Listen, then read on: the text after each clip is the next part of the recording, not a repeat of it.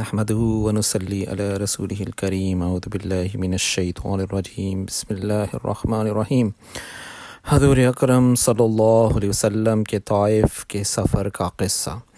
نبوت مل جانے کے بعد 9 برس تک نبی صلی اللہ علیہ وسلم مکہ مکرمہ میں تبلیغ فرماتے رہے اور قوم کی ہدایت اور اصلاح کی کوششیں فرماتے رہے، لیکن تھوڑی سی جماعت کے سوا جو مسلمان ہو گئی تھی اور تھوڑے سے ایسے لوگوں کے علاوہ جو باوجود مسلمان نہ ہونے کے آپ کی مدد کرتے تھے، اکثر کفار مکہ آپ کو اور آپ کے صحابہ کو ہر طرح کی تکلیفیں پہنچاتے تھے، مذاق اڑاتے تھے اور جو ہو سکتا تھا اس سے درگزر نہ کرتے تھے۔ حضور صلی اللہ علیہ وسلم کے چچا ابو طالب بھی انہی نیک دل لوگوں میں تھے جو باوجود مسلمان نہ ہونے کے حضور صلی اللہ علیہ وسلم کی ہر قسم کی مدد فرماتے تھے۔ 10ویں سال میں جب ابو طالب کا بھی انتقال ہو گیا اور کافروں کو اور بھی ہر طرح کھلے مہار اسلام سے روکنے اور مسلمانوں کو تکلیف پہنچانے کا موقع ملا، حضور اقدس صلی اللہ علیہ وسلم اس خیال سے طائف تشریف لے گئے کہ وہاں قبیلہ ثقیف کی ایک بڑی جماعت ہے، اگر وہ قبیلہ مسلمان ہو جائے تو مسلمانوں کو ان تکلیفوں سے نجات مل جائے اور دین کے پھیلنے کی بنیاد پڑ جائے۔ وہاں پہنچ کر قبیلہ کے 3 سرداروں سے جو بڑے درجے کے سمجھے جاتے تھے گفتگو فرمائی اور اللہ کے دین کی طرف بلایا اور اللہ کے رسول یعنی اپنی مدد کی طرف متوجہ کیا، مگر ان لوگوں نے بجائے اس کے کہ دین کی بات کو قبول کرتے یا کم سے کم عرب کی مشہور مہمان نوازی کے لحاظ سے ایک نوارد مہمان کی خاطر مدارت کرتے صاف جواب دے دیا اور نہایت بے رخی اور بد اخلاقی سے پیش آئے۔ ان لوگوں نے یہ بھی گوارا نہ کیا کہ آپ یہاں قیام فرما لیں۔ جن لوگوں کو سردار سمجھ کر بات کی تھی کہ وہ شریف ہوں گے اور مہذب گفتگو کریں گے، ان میں سے ایک شخص بولا کہ آپ ہی کو اللہ نے نبی بنا کر بھیجا ہے۔ دوسرا بولا اللہ کو تمہارے سوا کوئی اور ملتا ہی نہیں تھا جس کو رسول بنا کر بھیجتے۔ تیسرے نے کہا میں تجھ سے بات کرنا نہیں چاہتا اس لیے کہ اگر تو واقعی نبی ہے جیسا کہ دعویٰ ہے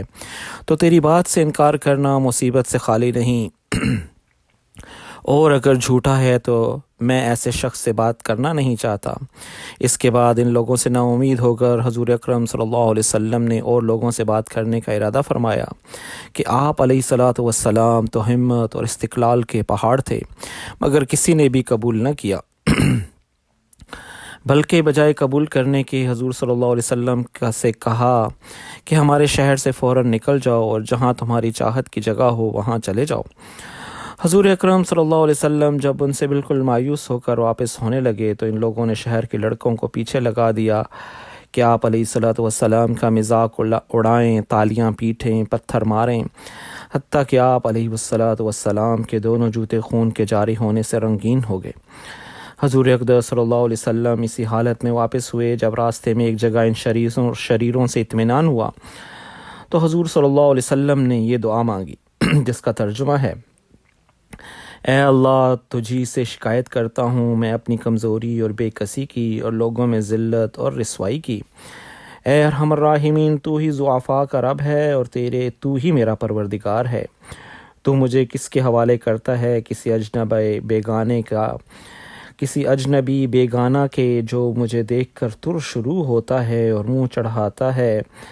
یا کسی دشمن کے جس کو تو نے مجھ پر قابو دے دیا؟ اے اللہ اگر تو مجھ سے ناراض نہیں ہے تو مجھے کسی کی بھی پرواہ نہیں ہے، تیری حفاظت مجھے کافی ہے اور تیرے چہرے کے اس نور کے طفیل جس سے تمام اندھیریاں روشن ہوں گی اور جس سے دنیا اور آخرت کے سارے کام درست ہو جاتے ہیں، اس بات سے پناہ مانگتا ہوں کہ مجھ پر تیرا غصہ ہو یا تو مجھ سے ناراض ہو۔ تیری ناراضگی کا اس وقت تک دور کرنا ضروری ہے جب تک تو راضی نہ ہو۔ تیرے سوا کوئی طاقت ہے نہ قوت۔ مالک الملک کی شان قہاری کو اس پر جوش آنا ہی تھا